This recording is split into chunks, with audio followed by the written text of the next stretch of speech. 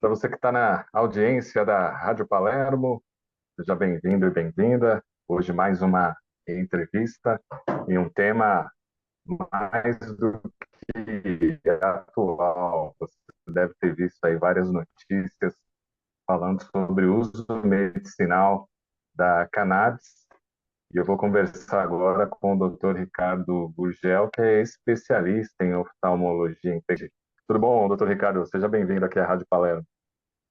Boa noite, Cláudio. Boa noite, ouvintes. Obrigado pelo convite. Obrigado pela oportunidade. Dr. Ricardo Gurgel, que é renomado médico especializado em oftalmologia e medicina integrativa, e também é membro da Associação Pan-Americana de Medicina Canabinoide, o Correto. site da Associação cannabispanam.com. Para a gente começar o nosso bate-papo aqui, doutor Ricardo, quando é que surgiu esse interesse pelo uso da medicina da cannabis? O que despertou no senhor este interesse? Perfeito. Eu sou médico oftalmologista de base, né? Minha formação é na oftalmologia. Depois fiz algumas especializações, subespecializações dentro da oftalmologia, todas pela Unifesp. Fiz especialização em oncologia ocular, fiz em córnea também, e dentro do ambiente universitário a gente acaba tendo acesso a outras especialidades, né? Que é a característica multidisciplinar da universidade. E recentemente eu tive a oportunidade de fazer um curso de especialização em medicina canabinoide, que me chamou a atenção, por conta de uma crescente evidência científica dos potenciais benefícios desse tipo de tratamento, né? A cannabis, ela possui compostos chamados endocannabinoides, chamados fitocannabinoides, que eles interagem com o nosso sistema endocannabinoide. Ah, Esse sistema ele foi descoberto relativamente há pouco tempo, em 1980, o que em termos de ciência é muito pouco tempo, comparado com outros sistemas, né, como sistema circulatório, sistema digestivo, sistema nervoso. Então, é um sistema que foi descoberto há muito pouco tempo na ciência. E ele tem se mostrado um sistema de fundamental importância para a regulação de diversas funções no nosso organismo. Então, ele é responsável, em grande parte, pela homeostase, que é a busca do equilíbrio no organismo da gente. Então, Interessante. sim, sim, isso, desde que foi descoberto, isso na década de 60, foi isolado o primeiro fitocannabinoide, né, que é o THC. Ele foi isolado pelo professor Rafael Mishulam, que é um químico búlgaro que trabalhou em Israel. Ele isolou essa molécula que ele descobriu que tinha efeitos. Ele estudava basicamente em porcos, né, e ele percebia que essa molécula tinha um efeito no comportamento desses porcos, né? E quando um químico descobre e consegue isolar um elemento, qual que é a próxima pergunta que ele faz? É tentar identificar qual que é o receptor no nosso corpo que é capaz de se ligar a esse elemento para produzir esse efeito no corpo. Tá? E ele levou alguns anos, na verdade, não foi ele, foi um outro cientista que descobriu o receptor CB1 e depois descobriu o receptor CB2, que são receptores que a gente tem no nosso organismo, que eles se ligam aos transmissores, aos compostos presentes na maconha. Os principais são o CBD e o THC, mas depois foram descobertas outras centenas de compostos, de fitocannabinoides e de terpenos e de flavonoides que estão presentes e que têm um efeito sinérgico quando atuam juntos. E aí a próxima pergunta que se fez foi: por que raios o nosso corpo tem receptores que são sensíveis a uma planta. É, Como é que a natureza sabia que a gente ia se conectar com essa planta? E a questão é que o nosso próprio organismo ele produz canabinoides que são muito similares aos canabinoides presentes na maconha. não Então, nosso sabia. organismo ele produz dois neurotransmissores, que são a anandamida e o 2-AG. Tá? A anandamida ela tem uma estrutura muito semelhante ao THC, que é o princípio da maconha que tem o efeito psicoativo, tá? Que pode ser desejável ou indesejável, dependendo da situação. E o 2-AG ele é muito semelhante ao CBD, que foi o primeiro elemento da maconha a ser estudado com finalidades terapêuticas, principalmente no tratamento das epilepsias, inclusive com participação do professor Esisaldo Carlini, que era professor da Unifesp, né, e é um nome reconhecido na literatura mundial relacionada a cannabis. Sim. Agora, esse lado do hemisfério, né, do planeta, ele tem muito preconceito em relação Sim, à maconha, por exemplo, e outras substâncias, em virtude de questões religiosas, de questões políticas, sim. enfim, a nossa compreensão é diferente, por exemplo, do pessoal da Europa, que tem já uma vasta experiência com isso e olha, né, isso de maneira diferente. Na sua profissão e nos seus estudos, teve algum questionamento, algum preconceito por estudar e divulgar a questão do uso medicinal da cannabis?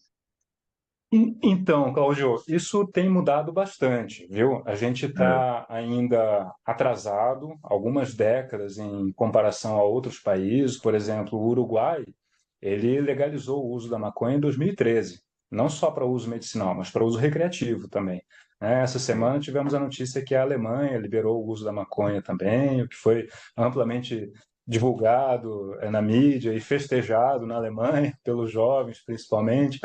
Então, assim, a maconha é uma planta, como qualquer outra planta, como ervas, né, como leguminosas, que a gente interage com elas há milhares de anos. As primeiras evidências do uso da maconha, elas remontam a mais de 5.000 anos. Tá? Então, nós temos na China o imperador Shen Nung, que é considerado o pai da agricultura, que ele já advogava o uso medicinal da maconha, o uso ritualístico da maconha. No Egito, temos a deusa Sechat, que era uma figura representada com uma folha de maconha em cima da cabeça, e era Caramba, considerada eu a não deusa do sabia. conhecimento. Pois é. Os assírios, eles levaram também a maconha para o que é conhecida hoje como a Rússia moderna. Os gregos utilizavam para tratamento de dor de dente, de dor de parto. Os ingleses utilizavam o cânhamo para a produção de tecido, de cordas, né? Em Jerusalém, ela era utilizada nos primórdios, né? Antes de Cristo, era usada para tratamento de dor de parto, né? Olha Então, só. existe uma possibilidade de que a mãe de Jesus tenha utilizado o cannabis para o controle das dores do parto dela, porque isso era uma tradição no local, já era utilizada É, no local pelos palestinos, né? Na Europa, ela foi utilizada como matéria-prima para a produção de papel. Inclusive, as primeiras, olha que contraditório, que ironia, né? As primeiras Bíblias elas provavelmente foram olha só. impressas com maconha, com cânhamo, né? O cânhamo nada mais é do que um anagrama da maconha, né? Uhum. E a gente tem que perder um pouco o preconceito com o uso da palavra maconha, que Sim, para uso medicinal e uso científico, há uma tendência a se chamar de cannabis, por conta do estigma carregado pela palavra sim. maconha. É a mesma coisa, cannabis e maconha é a mesma coisa. Né? A maconha é uma planta que ela tem diversas espécies, né? Mas são todas da mesma planta. né? Então, nós temos as principais, que são a cannabis sativa, a cannabis índica e a cannabis ruderalis. Cada uma delas tem concentrações diferentes de CBD e de THC. A, a sativa é a mais rica em THC, portanto, ela que tem mais efeitos psicoativos, que é o efeito mais temido por aqueles que têm um preconceito, um estigma com relação ao uso, principalmente ao uso recreativo, né, da maconha. Sim. A, a índica, ela já tem menos concentração de THC, é uma planta mais baixa, né, e a ruderalis, ela praticamente não tem THC. Ela é mais utilizada para fins industriais, para produção de tecido, de papel, né? Então, só continuando aqui a história, não sei como é que a gente está de tempo. Rapidinho, eu tenho outras perguntas, mas pode complementar. Tá. Os árabes, por exemplo, né, eles utilizavam a cannabis para tratamento de epilepsia. Na Pérsia, o Ibn Sena, que é o médico mais famoso aqui no Ocidente, conhecido como Avicena, Uhum. ele já defendia o uso da maconha para o tratamento de gota, de edemas, de feridas infecciosas, e na África era utilizada para o tratamento da malária, da asma, de disenteria. Então, nós podemos ver, Cláudio, Caramba. que o uso da maconha ela remonta milênios e Uhum. ela está presente em todos os continentes. Não é algo aqui do Brasil ou das Entendi. Américas. Ela esteve presente já. Os seres humanos convivem com a maconha já há muito tempo e em diversos locais do mundo, né? O professor, é, nossa, agora me deu um branco no nome dele. Siddhartha, professor Siddhartha, autor do livro As Flores do Bem, ele costuma chamar a maconha da forma vegetal do cão. Tá? Hoje a gente tem um Pinscher, um Boxer, um Rottweiler, né? Tem diversas espécies de cães, mas todos eles vieram do mesmo parente, que é o Canis lupus, que é um primo dos lobos, né? E o homem ele passou a conviver com os cães e foi selecionando os cães de acordo com as características que ele desejava. Os nossos ancestrais, da mesma maneira, eles já conviviam com a planta cannabis, a planta maconha, há milênios. Então, eles foram selecionando espécies de cannabis que eram mais ricas em CBD ou em THC. Eles não conheciam esses princípios ativos, mas pelos efeitos que eles produziam, eles conseguiam identificar quais plantas que tinham as características que interessavam mais para eles. Por isso que ela era utilizada para uma gama de finalidades diferentes, tá? Tanto para uso medicinal, como ritualístico, espiritual, recreativo ou até mesmo industrial. Interessante essa questão, doutor Ricardo. Realmente, o quanto falta, né, de conhecimento para a gente entender Sim, essas sim. questões, né? Para você que está chegando agora na Rádio Palermo, estou conversando com o doutor Ricardo Gurgel, ele que é especialista no uso medicinal da cannabis. O senhor ia complementar? Sim, sim, só um detalhezinho que você Sim, perguntou sobre a questão religiosa.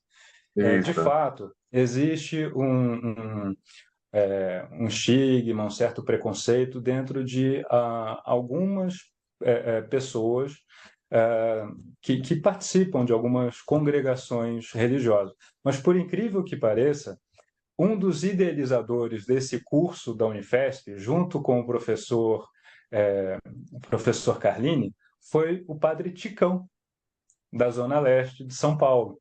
Então, Olha só. ele era um defensor ferrenho do uso da cannabis, porque ele atendia as mães que iam até a igreja e chegavam para ele com queixa de que os filhos, né, as crianças, tinham epilepsia e não conseguiam controlar as crises Uhum. convulsivas das crianças. E quando ele teve acesso a essa informação do uso medicinal da cannabis, ele se tornou um fervoroso divulgador do conhecimento e um fervoroso quebrador de preconceitos e paradigmas, Que que legal. isso ajudou muito a gente a ter uma aceitação maior dentro das pessoas que tinham alguns preconceitos com relação ao uso medicinal da cannabis. E essa relação, né, principalmente com as religiões mais tradicionais, neopentecostais, é muito forte. Eu estou aqui em Guarulhos e Certo? recentemente a gente teve um movimento na Câmara aqui municipal de Guarulhos para tentar evitar a marcha da maconha. Tá. E aí ficou aquela discussão se isso é legal, é constitucional ou não. E aí, diante da repercussão, deu uma abafada, tiraram da lista ali de votação, mas a gente vira e mexe, a gente tem vamos dizer, uma afronta assim de alguns religiosos que são contra só de falar e de ter qualquer imagem relativa à questão aí da maconha. Isso foge um pouco ao tema da entrevista, né, que é o uso Uhum. medicinal da maconha, mas eu tenho um posicionamento ético e político em relação a isso, né? E a guerra às drogas, ela tem se mostrado no mundo um fracasso no decorrer dos anos. O proibicionismo, ele começou nos Estados Unidos, na época da Lei Seca. Na época da Lei Seca, né, na final da década de 20, começo da década de 30, eles não permitiam o uso do álcool. E os americanos já conheciam a cannabis, que lá era conhecida como marihuana, que vinha trazido pelos imigrantes mexicanos, que por conta da Revolução Mexicana, muitos deles fugiram do México, foram para os Estados Unidos e levaram junto a maconha, que eles chamavam de marihuana. E como houve um crescimento, não podia consumir álcool, então o que o pessoal fazia? Os clubes de jazz, né, os mexicanos, eles consumiam maconha, que era o que podia consumir. E Uhum. começou uma onda de proibicionismo muito atrelada ao preconceito, ao racismo e à xenofobia. Eles, na verdade, o problema não era a maconha em si, o problema era a imigração, o problema era a grande depressão Sim. econômica, o problema era o preconceito que eles tinham contra quem não era colono, né, descendente de europeu, então, seja negro, afrodescendente, seja mexicano, imigrante, eles não queriam essas pessoas competindo na economia. Então, eles tendiam a marginalizar essas pessoas e os seus costumes. Isso aconteceu aqui no Uhum. Brasil também. Só que aqui no Brasil, Também, né? a maconha ela veio trazida pelos escravizados. Inclusive, a palavra maconha ela vem do dialeto angolano, que quer dizer tabaco. Olha, Então, não sabia. os escravizados, eles traziam sementes escondidas na roupa para poder suportar as dores da Sim. viagem, os enjoos, a malária, a febre. Mesmo assim, muitos deles pereciam, mas os que chegavam aqui traziam consigo as sementes, né, da maconha e cultivavam aqui no Brasil. Então, a maconha que a gente tem no Brasil, ela foi em grande parte disseminada pelos escravizados. E os senhores de escravo, eles não se incomodavam, no começo, né? Não se incomodavam que os escravizados utilizassem a maconha, desde que não fosse no horário de trabalho, porque isso deixava eles mais preguiçosos, entre aspas. Mais tranquila, né? É, Agora, quais doenças podem ser tratadas pela cannabis? olha, há uma infinidade de doenças, porque o sistema endocannabinoide, ele, como eu havia dito no início, ele é Hum. responsável pela homeostase, então pelo equilíbrio, ele é responsável por diversas funções. Ele age em conjunto com os outros sistemas que a gente tem. As principais doenças que a gente trata atualmente com maconha são epilepsia refratária, dor crônica, distúrbios do sono, transtorno de ansiedade, esclerose múltipla, doença de Parkinson, Alzheimer, transtornos do espectro autista, TDAH, entre outras. Essas são as principais. Por que essa diversidade enorme? Porque a gente tem receptor CB1 e CB2 no corpo inteiro. Os receptores CB1, eles estão mais relacionados ao sistema nervoso central e periférico. E os certo. receptores CB2, eles estão mais ligados ao sistema imunológico. Portanto, a cannabis, né, os seus fitocannabinoides, o CBD e o THC, além dos outros que são menos conhecidos, mas estão sendo amplamente estudados no momento, assim como os terpenos e flavonoides, que são o que dão o aroma específico da maconha, né? Então, todos eles desempenham juntos um papel importantíssimo na inflamação. Então, eles têm um papel anti-inflamatório, uma regulação no sistema imunológico, eles têm um efeito neuroprotetor, tem um efeito de neurogênese, que é a criação de novas sinapses no sistema nervoso, tem um papel na regulação do apetite.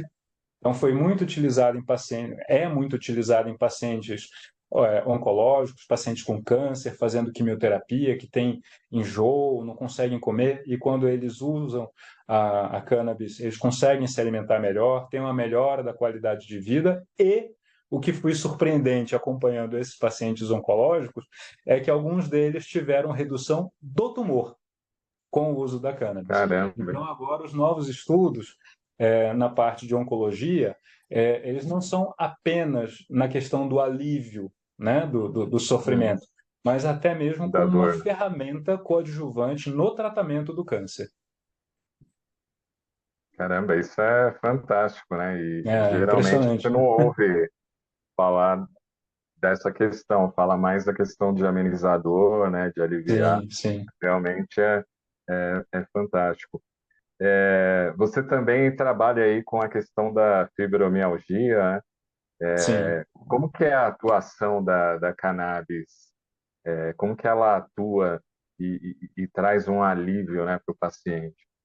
A fibromialgia é uma doença complicada, porque não existe um exame específico que dê o diagnóstico de fibromialgia.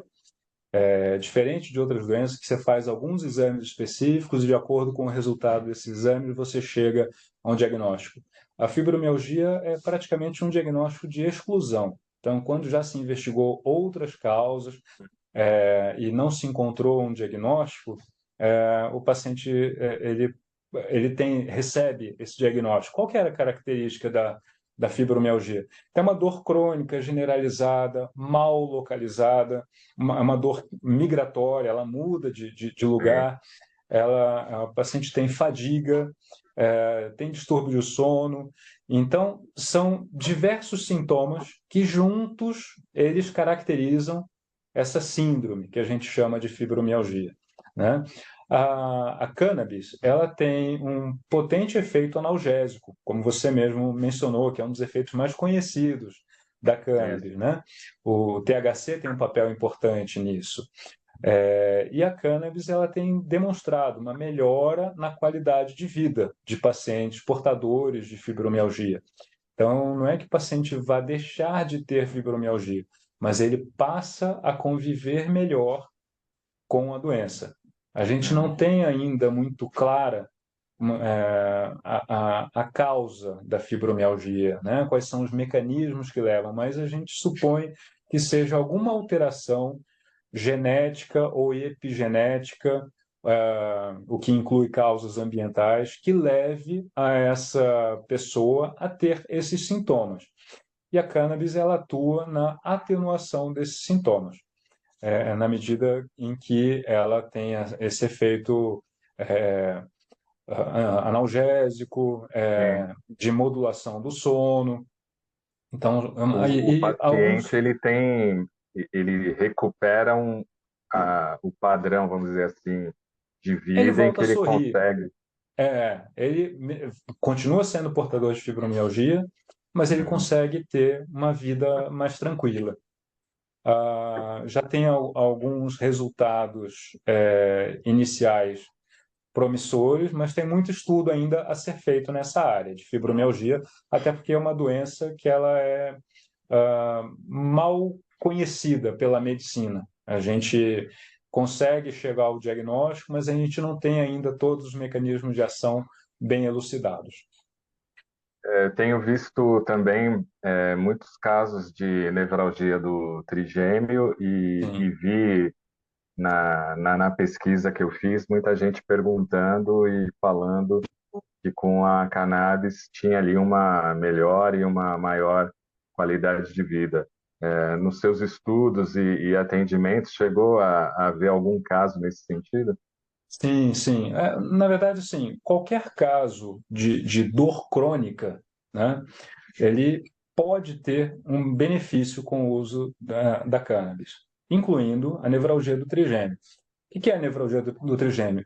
É um quadro de dor intensa na região facial. O nervo trigêmeo é um nervo que a gente tem nessa região, que ele tem 3 ramos, por isso que se chama trigêmeo, né? E os pacientes que têm uma inflamação desse nervo, eles têm um quadro de dor intensa na hemiface do lado acometido, né? E o tratamento convencional, tradicional, ele inclui analgésicos potentes, às vezes anticonvulsivantes, e às vezes até tratamentos mais invasivos, como cirurgia. Então, a cannabis ela tem um potencial benefício como um tratamento adjuvante. Então, só para dar um exemplo, tá? Sim, Porque às vezes pode ficar essa impressão de que é uma panaceia, né? Então serve para tudo, cura até a unha encravada, né? E não é bem assim.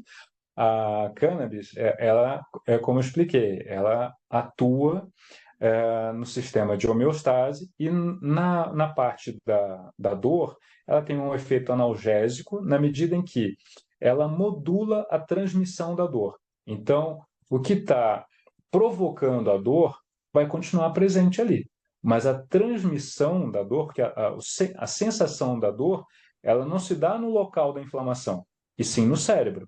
É o cérebro que sério. processa essa informação. E a cannabis, ela age justamente aí, na transmissão do impulso da dor, do local que está com o problema até o cérebro. Tá? Então, para dar um exemplo prático, a pessoa que está com um dente, com uma cárie, por exemplo. A cannabis tem sido muito, muito estudada, inclusive até prescrita por dentistas, né? Então, a pessoa que está com um dente, que está precisando fazer uma ponte, um canal, né? Não adianta ela tomar cannabis, ela, ela vai continuar com o dente inflamado, vai continuar precisando de fazer o tratamento dentário, né?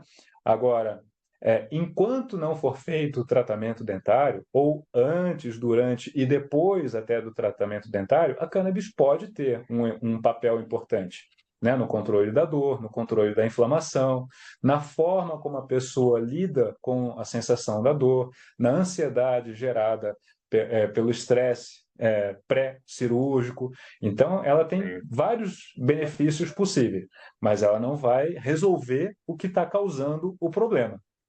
Então, isso é importante para a entendi. gente Tem desmistificar também ficar essa claro. ideia de que serve para qualquer coisa, qualquer situação. Seu Ricardo, no rádio a gente tem um dilema que nós somos escravos do tempo. Então, eu queria agradecer aqui a sua participação. A programação está sempre aberta a você, ao seu conhecimento. Tem muito assunto aí para a gente discutir e esclarecer os nossos ouvintes. Dr. Ricardo Gurgel, que é um renomado médico especializado em oftalmologia e medicina integrativa, também especialista aí na saúde através da cannabis e membro da Associação Pan-Americana de Medicina Canabinoide. Gratidão e com certeza vai retornar aqui a nossa programação, viu, doutor Ricardo? Muito bom esse conhecimento. Obrigado, Cláudio. Eu que agradeço a oportunidade e estou sempre à disposição. Só chamar. E as suas redes sociais, se você quiser deixar, fica à vontade. Sim. Mais fácil pelo Instagram é o @gurgel_med, MED. Gratidão, tudo de bom e continue aí na sintonia da Rádio Palermo, desperte o melhor que há em você. Vamos que vamos.